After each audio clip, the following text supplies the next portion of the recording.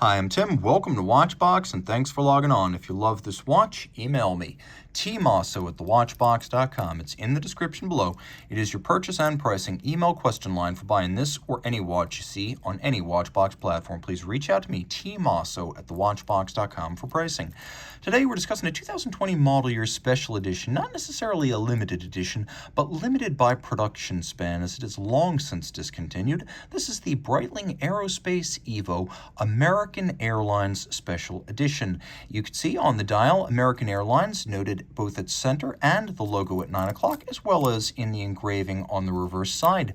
The watch is part of the Aerospace Evo series, launched in 2013, and as of 2023, still the most recent addition in the long-running Aerospace collection.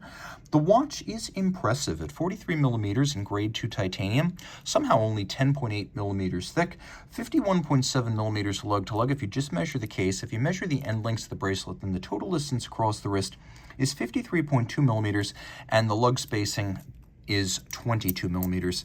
Now we'll throw this watch on my wrist, which is 16 centimeters in circumference, and the first thing you'll note is that it is very thin. At under 11 millimeters thick, it'll fit underneath any sleeve. Now while it is broad, it actually wears fine on a 16 centimeter circumference wrist. I do think that it's starting to push right out to the edge, so aesthetically, not ergonomically, but aesthetically, I think 15 centimeters is probably the smallest wrist you want here, otherwise you're going to get some lug overlap. But in terms of how it feels, all titanium and sapphire, it's really light. You could wear this quite easily on even a wrist that's aesthetically too small to be a good visual match. Now the bracelet features a conforming end link that integrates the bracelet. Then we have a sort of professional 3-style design where we have the slash cut profile on a 3-link, but the center links are larger than the flanking links. You can see that removable links are fixed by screws, and that on both sides.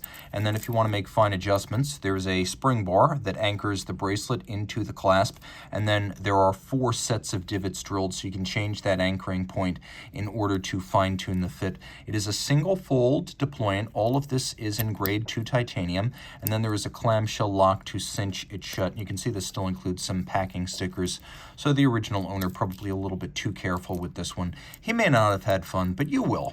And the watch will come to you in great shape.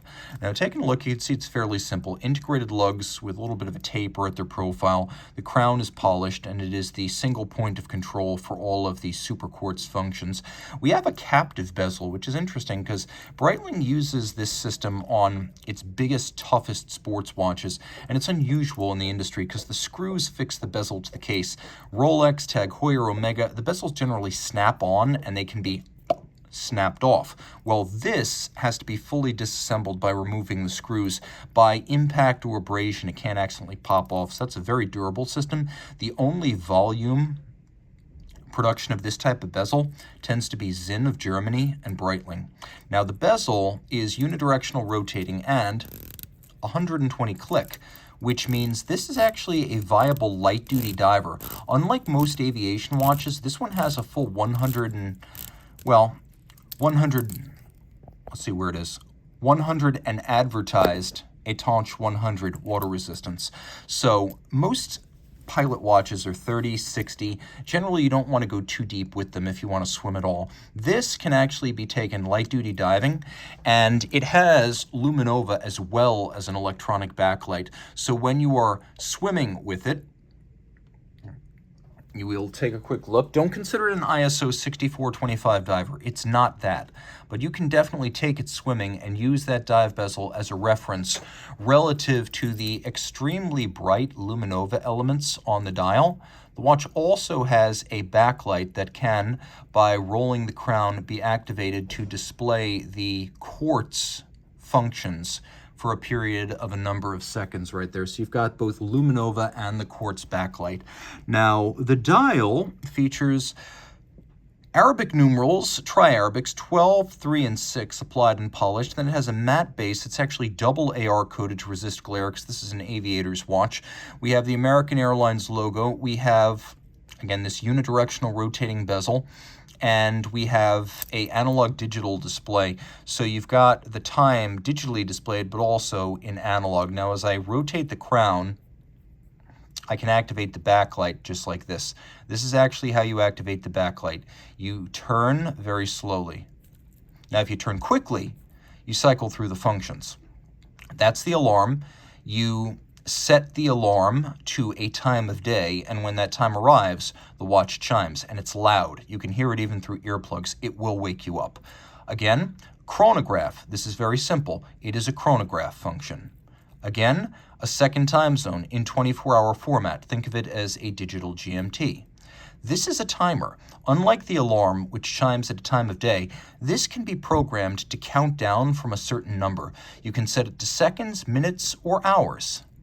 And this is a sort of electronic perpetual calendar. Maybe it's not technically as interesting as a mechanical perpetual calendar, but it will remember the correct day, date, and month long term. This is also how you access the digital seconds display, and you can actually reset the watch internally to display the calendar in a number of foreign languages. Now, there's a few other things going on. There is an end of life indicator, which will let you know the watch is approaching the end of its 3 to 4 year quartz battery timeline. And that is the timeline for battery replacement, 3 to 4 years. The EOL will cause the watch to function unusually when you get there.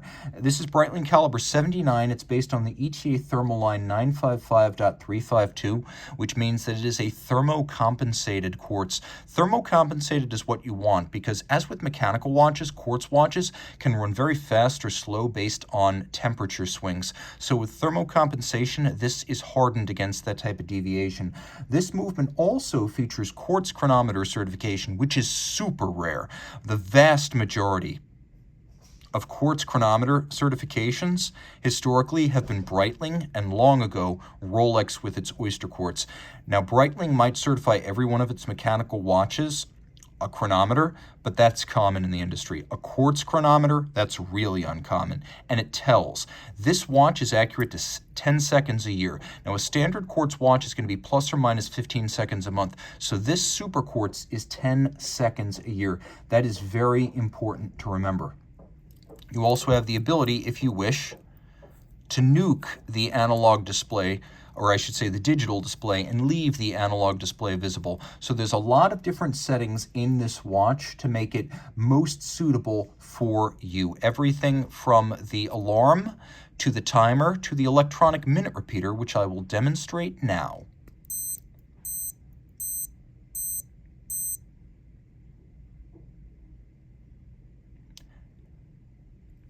That is how the electronic minute repeater works. And of course, it's right at 5, so it chimes 5 hours. It'll chime the hours, then double chimes for the quarters, then minutes after the quarter. So if you are indisposed and you've got to follow the instruments, or maybe you're keeping your eye on the sky in your airplane, your American Airlines airliner, or maybe while you're flying as a passenger, you can